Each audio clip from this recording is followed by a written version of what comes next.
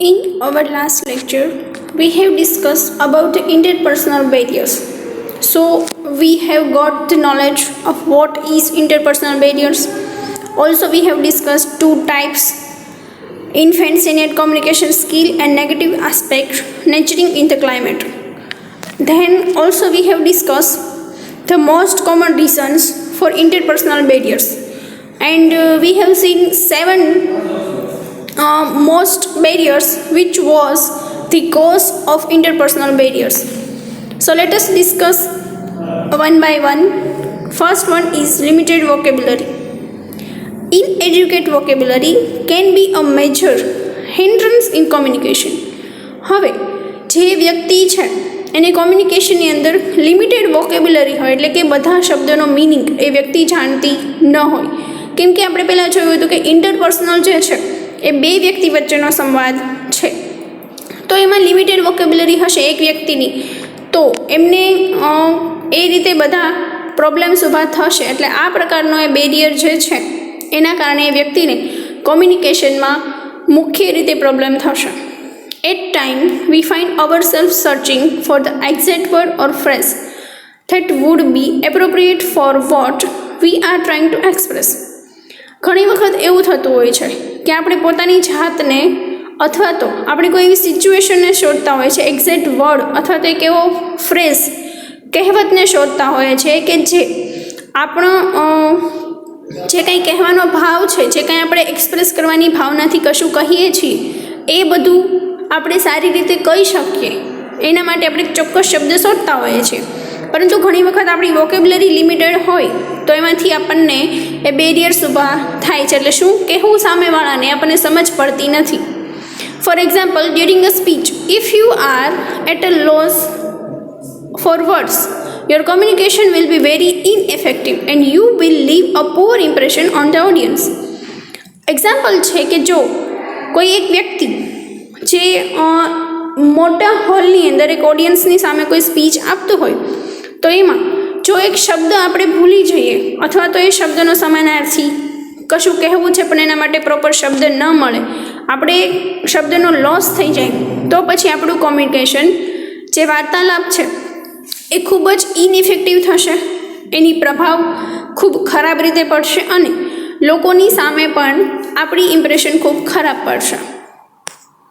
On the other hand, if you have a varied and substantial vocabulary, you can create a favorable impression on your listener. જો બીજી તરફ તમારી પાસે ખૂબ સારી વોકેબ્યુલરી હશે, બધા પ્રોપર શબ્દો તમે જાણતા હશો, એના માટે ફ્રેઝ, કહેવત, ઇડિયમ્સ જે કંઈ ઉપયોગ કરવાનો હોય એ બધું તમે તમારી સ્પીચની અંદર યોગ્ય રીતે કરશો એઝ અ સ્પીકર, તો પછી જે લિસનર છે એના તરફ આપણે ખૂબ સારી એવી ઇમ્પ્રેશન પાડી શકીશું. Merely having a wide vocabulary is of no use unless the communicator knows how to use it. મોટા ભાગે એવું થાય છે કે જો ઘણા વ્યક્તિ આગળ વાઇડ વોકેબ્યુલરી હોય કે ખૂબ જ બધું જાણતા હોય પરંતુ એને ખબર ન પડતી હોય કે કઈ જગ્યાએ કયો શબ્દ વાપરવો, તો ઘણી વખત કોમ્યુનિકેટર સાથે એવું પણ થતું હોય છે, એની પાસે જ્ઞાન પુષ્કળ હોય છે પરંતુ કયો શબ્દ કઈ જગ્યાએ વાપરવો એવી એને ખબર પડતી નથી. In communication, the denotative and connotative meanings of word used should be absolutely clear to the receiver. Denotative એટલે જે શબ્દો છે એ, અને કોનોટેટિવ છે એટલે કે જે કંઈ કહેવામાં આવ્યું છે તે, એટલે કે શબ્દ અને એનો અર્થ. તો કોમ્યુનિકેશનની અંદર શબ્દ અને અર્થ બંને જે વસ્તુ છે એ સંપૂર્ણપણે સામેવાળા વ્યક્તિને, રિસીવર જે છે એટલે કે જે આપણી ઓડિયન્સ છે જે સાંભળે છે એને સંપૂર્ણપણે એબ્સોલ્યુટલી ક્લિયરલી બધાને સમજાઈ જાય અને મિનિંગ એ લોકો સમજી શકે એ રીતનું કોમ્યુનિકેશન કરવું જરૂરી છે. Therefore, one should make constant effort to increase one's vocabulary by regularly reading a variety of books and listening to native speaker of language. એટલે જ એના કારણે એક વ્યક્તિએ પોતાની જે ઇફર્ટ છે, જે કંઈ ઇમેજ સામેવાળા વ્યક્તિ પ્રત્યે સારી એવી પાડવાની છે અથવા તો એને ઇન્ક્રીઝ કરવાની છે, વોકેબ્યુલરી સુધારવાની છે, તો પછી એના માટે રેગ્યુલરલી બધી રીડિંગ્સ બુકનું રીડિંગ કરવું પડે અને જે સારા એવા નેટિવ સ્પીકર્સ છે એની ભાષામાં એના જે બધા રેકોર્ડિંગ્સ હોય, જે વિડીયો હોય એને જો યોગ્ય રીતે સાંભળીએ તો આપણને આપણા બેરિયર્સ ખુદને ખબર પડી જાય કે આ વ્યક્તિ પાસે આટલી વોકેબ્યુલરી છે, મારી પાસે એટલી નથી, તો હું મારું રીડિંગ વધારું, વોકેબ્યુલરીની પ્રિપેરેશન કરું, તો પછી મારું જે કોમ્યુનિકેશન છે અથવા તો એઝ અ સ્પીકર મારે જે કંઈ કહેવાનું છે હું સરસ રીતે કહી શકું છું. કેમ કે આમાં તમને ખબર હશે એઝ અ સ્ટુડન્ટ તમે પણ જ્યારે સ્ટેજ ઉપર બોલવા જતા હશો ત્યારે ઘણી વખત કોમ્યુનિકેશનમાં લોચા થઈ જાય છે, ગડબડ થઈ જાય છે, કઈ જગ્યાએ કયો શબ્દ વાપરવો, ક્યારેક કશું ભૂલાઈ જાય, ક્યારેક કંઈ મિસ્ટેક થઈ જાય અને કોમ્યુનિકેશન કરતાં પહેલાં પણ હરેક વ્યક્તિને એવું ફીલ થતું હોય છે કે મારાથી બધું વ્યવસ્થિત થઈ જાય તો સારું. Thereafter, using a wide vocabulary regularly will also help to make its usage comfortable and natural. એટલે એના પછી આ જે વોકેબ્યુલરી છે જેનું તમે જ્ઞાન મેળવી લીધું, પછી એ વોકેબ્યુલરી તમે રેગ્યુલરલી એનો યુઝ કરશો તો એ પણ ખૂબ ઉપયોગી થશે અને આપણને ઓલરેડી જે કમ્યુનિકેશન થાય છે આપણને નેચરલ લાગશે. પછી આપણે બહુ વિચારવું નહીં પડે. જેમ જેમ પ્રેક્ટિસ થતી જશે એમ એમાં ધીમે ધીમે તમને ફાવટ આવતી જશે. Chapter 16 discuss vocabulary development in detail. 16મા ચેપ્ટરની અંદર આ બાબતે વધારે ડિટેલમાં આપેલું છે. Second point is incapability of verbal and non-verbal message. Imagine a situation where your CEO introduces a newly required middle level manager to the other employees. હવે એક ઓફિસની અંદર, એક બિઝનેસની ઓફિસની અંદર એક એવી સિચ્યુએશન તમે ઇમેજિન કરો કે જે જગ્યાએ જે CEO છે તમારા પોતાના, એ આપણને એક નવા મિડલ લેવલના મેનેજરને એમ્પ્લોયી સાથે પરિચય કરાવે છે. એટલે બધા એમ્પ્લોયીઝ છે એની સામે CEO આવે છે અને એક મિડલ લેવલ મેનેજરનું એની સાથે ઇન્ટ્રોડક્શન કરાવે છે. In a small speech he convey the message that he is very delighted to have the new manager appointed in his office. હવે CEO તમને એક નાની એવી સ્પીચ આપે છે. એ સ્પીચની અંદર એવું રજૂ કરે છે કે એ જે વ્યક્તિ છે એ ખૂબ જ ડિલાઇટેડ છે, એટલે કે આમ કહેવાય ને કે રમૂજી સ્વભાવની વ્યક્તિ છે. જે આપણા નવા મેનેજર છે એ ઓફિસમાં એવી રીતનું એનું બિહેવિયર રહેશે. However, the expression on his face show just the opposite of what he is saying. હવે થાય છે એવું કે જ્યારે CEO મેનેજરનું ઇન્ટ્રોડક્શન કરાવતા હોય છે ત્યારે એના જે એક્સપ્રેશન છે ફેસના એ આના કરતાં ટોટલ ઓપોઝિટ હોય છે. જેવું એ કહે છે એના કરતાં ટોટલ ઓપોઝિટ છે. The stark difference between the verbal and non-verbal aspect of his communication leaves his listeners feeling confused and puzzled. તો આમાં શું થશે, તો જે વ્યક્તિ છે, જે CEO આપણને ઇન્ટ્રોડક્શન કરાવે છે જે વ્યક્તિનો, મેનેજરનો, તો એ મેનેજર કેવા છે, ખૂબ રમૂજી છે.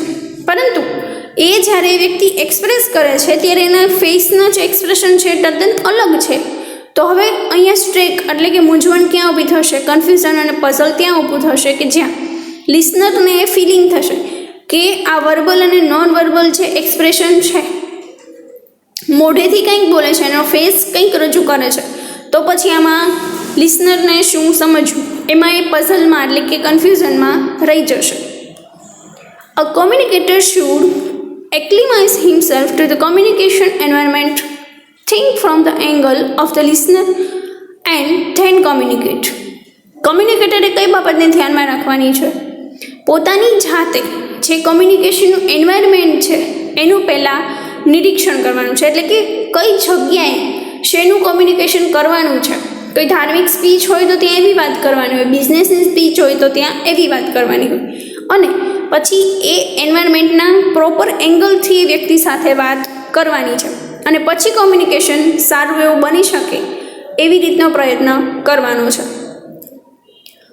Misinterpreted non-verbal communication acts as another barrier to effective information flow, instead enhancing and leaving verbal communication.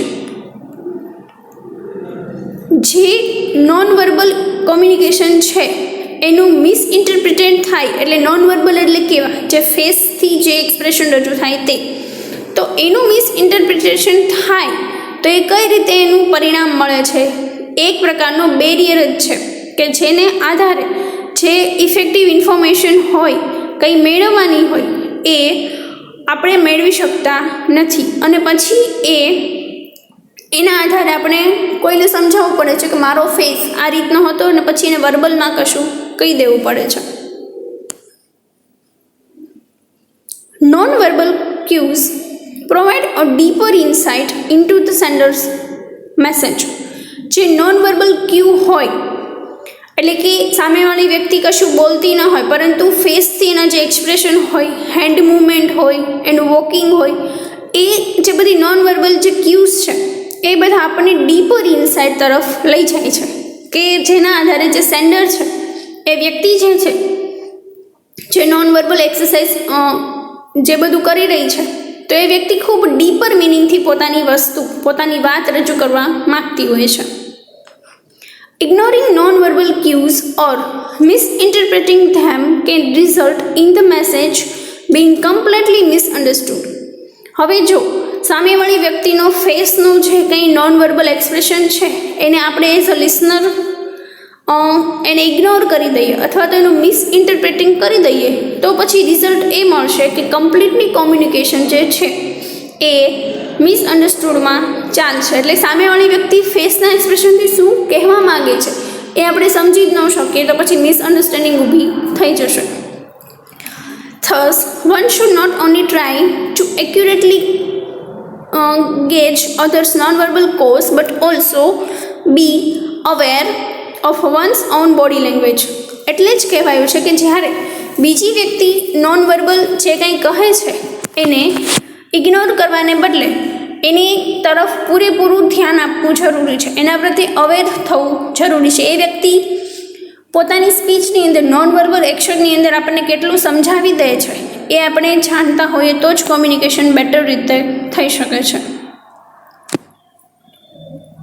Generalization based on assumption about physical appearance or dress can also lead to severe communication barriers. હવે જો એક સામાન્ય રીતે જે મુખ્ય assumption છે, જે physical appearance હોય વ્યક્તિના અને ડ્રેસ છે, એ પણ ઘણી વખત કોમ્યુનિકેશન બેરિયર તરફ લઈ જાય છે. Physical appearance often serve as one of the most important non verbal cues. For instant, many people initially form negative impression of Ensign because of his worn out appearance.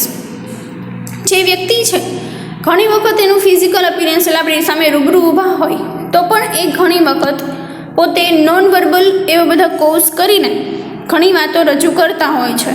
અહીં ઉદાહરણ આપ્યું છે કે ઘણા વ્યક્તિ પોતાની નેગેટિવ ઇમ્પ્રેશન એવી રીતે પાડે છે, પોતાનો ડ્રેસઅપ એવી રીતના હોય, અથવા તો એના જે ક્લોથ્સ છે એણે પ્રોપરલી ન પહેર્યા હોય, તો એ બધી જે ઇમ્પ્રેશન છે એ વ્યક્તિ સામે નેગેટિવ ઇમ્પ્રેશન એની પડે છે. Some guideline to improve your appearance. અહીંયા થોડીક ટિપ્સ છે કે પોતાનો લુક સામેવાળી વ્યક્તિ તરફ કેવો રાખવો, કેવો એઝ અ કોમ્યુનિકેટર તરીકે તમારો લુક કેવો હોવો જોઈએ, એના માટેની થોડીક અહીં ગાઈડલાઇન્સ છે. First point is dress according to the occasion. જે સ્થળ પર તમારે જવાનું છે, જે પ્રસંગમાં, એને અનુરૂપ ડ્રેસીસ રાખો. Wear neat and clean clothes. સ્વચ્છ અને સુઘડ એવા કપડાં પહેરવા. Choose and appropriate hairstyle. જે પ્રસંગને જેને અનુરૂપ તમે જાઓ છો એ પ્રમાણેની હેરસ્ટાઇલ હોવી જરૂરી છે. Wear clean and polish shoes. અને શૂઝ પણ એ ક્લીન અને પોલિશ્ડ હોવા જોઈએ. While interpretation of non-verbal cues require keen observation, there are also pitfalls to guard against. For instance, there is a great disparity in the use and interpretation of non-verbal message across country and culture. જ્યારે એક non-verbal message છે, કોઈ ક્યુ છે, તો એનું જે interpretation થાય છે એનું કીન ઓબ્ઝર્વેશન કરવું, એટલે કે એને પ્રોપરલી તમારું ધ્યાન એમાં હોવું જરૂરી છે. એટલે એના આધારે જે કંઈ માહિતી મેળવવાની છે એ આપણે પ્રોપરલી મેળવી શકીશું. અહીંયા ઉદાહરણ આપ્યું છે કે એક પ્રકારે ખૂબ મોટી એવી જે કલ્ચરલ અને દેશની બીજી કોઈ કલ્ચરલ એક્ટિવિટી છે એની જો નોન વર્બલ ઇન્ટરપ્રિટેશન કરવામાં આવે તો એની અંદર પણ મોટો વિવાદ ઊભો થાય છે.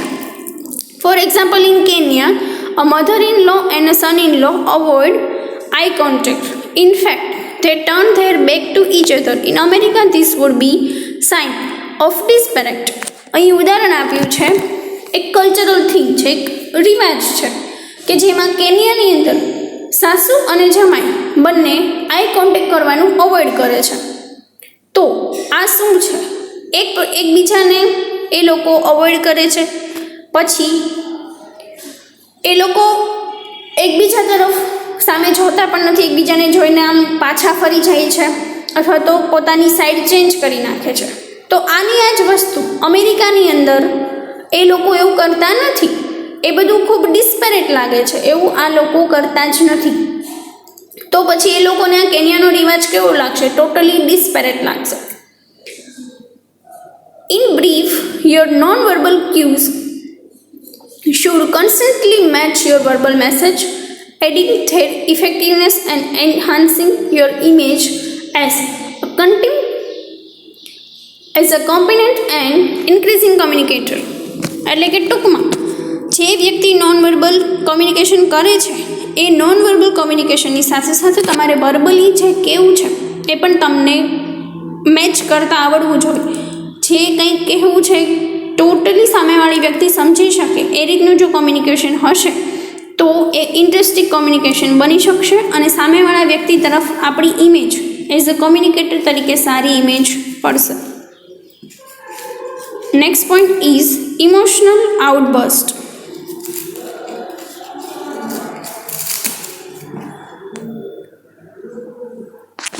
Imagine that you are a president of a well-established company. There are rumors floating amongst your employees that you have indulged in fraudulent activities. હવે તમારી જાતને થોડાક સમય માટે એક વેલ એસ્ટાબ્લિશ્ડ કંપની હોય એના પ્રેસિડેન્ટ તરીકે કલ્પના કરો. હવે જ્યારે તમારા બધા વર્કર્સ છે, તમારી નીચે જે વ્યક્તિ કામ કરે છે, એમ્પ્લોઈઝ, એ લોકો તમારા માટે એક ર્યુમર કરે છે, એક તમારી મજાક ઉડાવે છે કે તમે એક પ્રકારે આ બધી એક્ટિવિટીઝ જે કરો છો એ યોગ્ય નથી. You are fully aware that this rumours are baseless. હવે તમને ખબર છે કે તમે તમારું જે કામ છે એ યોગ્ય રીતે કરો છો. આ લોકો જે વાત કરે છે એ વાતમાં કોઈ ખાસ એવો હકીકત નથી, એ બેઝલેસ છે. However, when you are asked to address the same employees, you are unable to put your point across. You are flushed with anger. હવે એથી તમે જ્યારે એ વ્યક્તિને એડ્રેસ કરીને પૂછો છો કે તમે આવું શું કામ કીધું, અને ત્યારે તમે એ પોતાનો પોઈન્ટ છે એ વ્યક્તિ તરફ મૂકવામાં અસક્ષમ છો. એટલે તમે એને પૂછો છો કે તમે મારા વિશે આવી ખોટી વાત શું કામ કરી, પરંતુ સામેવાળી વ્યક્તિ તમારી વાત ટાળી નાખે છે, તો જવાબ આપતી નથી. તો ત્યારે શું થશે? ત્યારે તમે કમ્પ્લીટલી એંગર થશો, એટલે કે ગુસ્સો આવશે. Despite the fact that you are a confident public speaker, your communication failed as you were overwhelmed by your emotion. હવે એક વસ્તુ છે કે જો તમે ગમે એટલા સારા એવા કોમ્યુનિકેટર હશો, પરંતુ જો તમે આ રીતે ગુસ્સો કરશો, ઇમોશનલ બની જશો, તો પછી તમારું કોમ્યુનિકેશન ઇફેક્ટ એ પબ્લિક સ્પીકર તરીકે સાવ એટલે સાવ એ ખરાબ પડશે, કોમ્યુનિકેશન ફેલ થઈ જશે.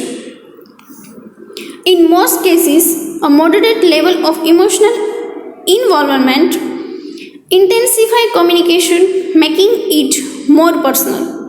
મોટાભાગના કેસીસમાં એવું થાય છે કે જે ઇમોશનલ લેવલ છે વ્યક્તિનું એ કોમ્યુનિકેશનની અંદર વ્યક્તિ એને પર્સનલી લઈ લે છે. કોઈ વ્યક્તિ કોઈના વિશે કંઈ વાત રજૂ કરતી હોય તો આપણને બી એવું જ લાગે છે ઇમોશનલી કે મને ટોન્ટમાં કહે છે, ઇનડાયરેક્ટલી મને સંભળાવી દીધું. એવી વખત પણ ઘણી વખત એવી રીતે આપણને ફીલ થતો હોય છે. However, excessive emotional involvement can be obstacle in communication. For example, extreme anger can create such an emotionally charged environment that a rational decision become impossible. ઘણી વખત એવું થતું હોય છે કે જે એક્સેસિવ ઇમોશન્સ છે વ્યક્તિના, એનું જે ઇન્વોલ્વમેન્ટ થઈ જાય તો એ કમ્યુનિકેશનનો મિનિંગ બદલી નાખે છે. ફોર એક્ઝામ્પલ એવું છે કે જો કોઈ વ્યક્તિ ખૂબ ગુસ્સામાં કોઈ વાત કરી દે તો એ સામેવાળી વ્યક્તિને એવું ફીલ થશે કે આટલું બધું ગુસ્સામાં બોલી ગયો મારી સામે, તો એ ઇમોશનલી જે એન્વાયરમેન્ટ ઊભું થશે, આ એંગર એનું ઇમોશન છે, તો એ એન્વાયરમેન્ટ જે ઊભું થશે એમાં સામે જે પોઈન્ટનું ડિસ્કશન કરવાનું છે એ ટોટલી ઇમ્પોસિબલ બની જશે અને એ લોકો સામસામા બંને વ્યક્તિ ગુસ્સે થશે. જેમ તમે ચિત્રની અંદર જોઈ શકો છો તો એ બંને વ્યક્તિ સામસામે ગુસ્સે છે. હવે એ પિકની અંદર આપણને એવું બતાવાય છે કે બંને વ્યક્તિના ફેસ એક્સપ્રેશન જુઓ, તમે બોડીના એના જે જેસ્ચર છે એને જુઓ, બંને સામસામે ગન રાખીને ઊભા છે. તો આ વસ્તુ જે છે એનું કોમ્યુનિકેશન હટાવી દેશે, એનું જે મેઇન પોઈન્ટ છે ડિસ્કશનનો એમાંથી એ લોકો બહાર નીકળી જશે અને ઝઘડા ઉપર આવી ઉતરશે. Likewise prejudice, stereotyping and boredom all hinder effective communications. આ બધી વસ્તુ જે છે, પ્રેજુડાઇઝ એટલે કે જૂની માન્યતાઓ, રૂઢિચુસ્તતા, પછી જે બોર્ડમ છે તો વ્યક્તિનું એવું નેચર હોય જે ખૂબ રૂઢિચુસ્ત હોય, તો એ બધી વસ્તુ કોમ્યુનિકેશનમાં ખૂબ ઇફેક્ટ કરે છે. Positive emotions such as happiness and excitement also interferes in communication but to much lesser than the negative feelings. જે આપણા પોઝિટિવ ઇમોશન્સ છે, જેમ કે ખુશ રહેવું, કંઈક ઉત્સુકતા હોવી, તો આ બધું પણ કોમ્યુનિકેશનમાં ઇન્ટરફિયર તો કરે જ છે, પરંતુ જો નેગેટિવ ફિલિંગ્સ છે એની કરતાં ઓછું. એટલે કે પોઝિટિવ જે આપણા ઇમોશન્સ છે એ પણ ઘણી વખત આપણે બહુ ખુશ થઈ જઈએ છીએ અથવા તો ખૂબ ઇમોશનલ થઈ જઈએ છીએ એ રીતે, તો એ પણ આપણા માટે નુકસાનકારક છે કોમ્યુનિકેશનની અંદર. Emotions are an integral part of our being, whether in business or in personal encounters. જે આપણા ઇમોશન્સ છે, જે આપણા અંદરના હાવભાવ, જે ભાવ છે, એ એક ઇન્ટિગ્રલ પાર્ટ છે, એક જરૂરી વસ્તુ છે આપણા હોવા કારણે. કેમ કે હરેક વ્યક્તિની પાસે ઇમોશન્સ છે, પ્રાણીઓ પાસે પણ છે. એ દુઃખી થાય છે, ખુશ થાય છે, એવી જ રીતે આપણે આપણી ખુશીની લાગણી, દુઃખની લાગણી બધી વ્યક્ત કરીએ છીએ, ગમે એ જગ્યા હોય, બિઝનેસ હોય કે પર્સનલ લાઈફ હોય. By shared pairing self-awareness, intuition and empathy, emotion can help in developing an environment that is highly conducive to good communication. હવે જો આપણે આપણી સેલ્ફ અવેરનેસને શાર્પ કરીશું, એટલે કે વધારીશું, જાગૃતતા વધારીશું, પછી કોઈ જે ઇન્ટ્યુશન છે, જે કલ્પના છે અને એમ્પથી છે, કોઈ વ્યક્તિ પ્રત્યે સિમ્પથી ને એમ્પથીની ભાવના છે, પછી ઇમોશન્સ છે, આ બધી વસ્તુ આપણને એક એન્વાયરમેન્ટનું ડેવલપ કરવા માટે હેલ્પફુલ છે કે જેના આધારે આપણે સારા એવા હાઈલી કન્ડક્ટિવ એવા ગુડ કોમ્યુનિકેટર બની શકીએ છીએ અને સારું એવું કોમ્યુનિકેશન કરી શકીએ છીએ. યેટ સિચ્યુએશન ઓફન અરાઇઝ વેર પીપલ રિએક્ટ નેગેટિવલી. છતાં પણ આવા ડેવલપિંગની અંદર પણ ઘણા વ્યક્તિ એવા હોય છે કે જે ટોટલી નેગેટિવ હોય છે અને નેગેટિવ એના કોમ્યુનિકેશનને લીધે આપણી જે પોઝિટિવ ઇફેક્ટ ઓડિયન્સ ઉપર પડી હોય એ પણ આ લોકો નેગેટિવમાં કન્વર્ટ કરી નાખે છે. Depending on their nature and the situation, this negative reaction may be classified as hostile or defensive.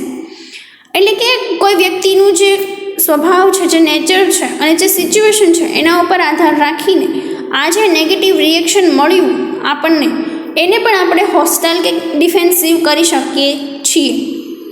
હોસ્ટાઇલિટી can be considered as a move to counter attack the threat, whereas defensive is resistant to it. Hostility શું છે? જે વ્યક્તિ આપણા કોમ્યુનિકેશનને આપણે સુધારવાની પ્રયત્ન કરે છે, એ નેગેટિવલી એને કન્વર્ટ કરવાની કોશિશ કરે છે, તો એની અંદર આપણે કેવું રિએક્ટ કરવાનું છે? તો જે હોસ્ટિલિટી છે એની અંદર આપણે સીધો એની સામે એટેક કરવાનો છે, એટલે કે ટૂંકમાં વર્બલ એટેક. એને કશું કહી દઈએ કે તમે કેમ મારી સાથે આવું કર્યું, કેવી રીતે મારા કમ્યુનિકેશનને તમે નેગેટિવલી લો છો, એ બધું. અને બીજી વસ્તુ એ છે કે ડિફેન્સિવ છે એની અંદર આ બધાને રેસિસ્ટન્ટ કરી દેવાનું છે, એનો ટોટલ વિરોધ કરવાનો છે. Both reaction occur when the receiver or the message perceive some kind of threat. આ બધા રિએક્શન ક્યારે આવે છે? જ્યારે રિસીવર તરીકે એ વ્યક્તિને એવું ફીલ થાય છે કે મેસેજ એના સુધી જે પહોંચ્યો છે એમાં કંઈક મિસ્ટેક છે, એટલે આવા રિએક્શન આવે છે. Message are misinterpreted, ignore or over reacted to by people displaying such behaviour. એટલે કે આવા વર્તનમાં જે સાંભળનાર છે, જે રિસીવર છે, એ મેસેજનું કાં તો મિસઇન્ટરપ્રિટેશન કરશે, કાં તો એને ઇગ્નોર કરી દેશે, અને કાં એના ઉપર ઓવર રિએક્ટ કરીને તમારા મેસેજની જે વેલ્યુ છે એ ટોટલી એમાં ડાઉન થઈ જશે. Those who witness such behavior are most likely to lower their opinion to such people. હવે આ બે વસ્તુ થતી હશે જે જગ્યાએ એને કોઈ ત્રીજી વ્યક્તિ જોતી હશે અથવા તો એ કોમ્યુનિકેશન સાંભળતી હશે, તો એ તદ્દન જે બીજા લોકો છે એની સામે આપણું મિસઇન્ટરપ્રિટેશન કરશે. હવે આવા લોકો જે છે એ આવા બિહેવિયરનું પોતાનો ઓપિનિયન સાવ લોવર કરી નાખશે. એટલે કે બંને વ્યક્તિને વખોડી કાઢશે કે આ વ્યક્તિ આવી છે, પેલી વ્યક્તિ આવી છે. એક વ્યક્તિએ કશું કીધું, સામેવાળી વ્યક્તિએ તેનો નેગેટિવ મિનિંગ લીધો અને બંને વચ્ચે મિસઅન્ડરસ્ટેન્ડિંગ થઈ ગઈ. એટલે આવી રીતે એનો લોવર ઓપિનિયન આવી જશે. It is important to maintain one's composure in all kind of communication. Viewing issue from different perspective helps develop objectivity and rational thinking, which in turn can eliminate many of the causes of hostility and defensiveness.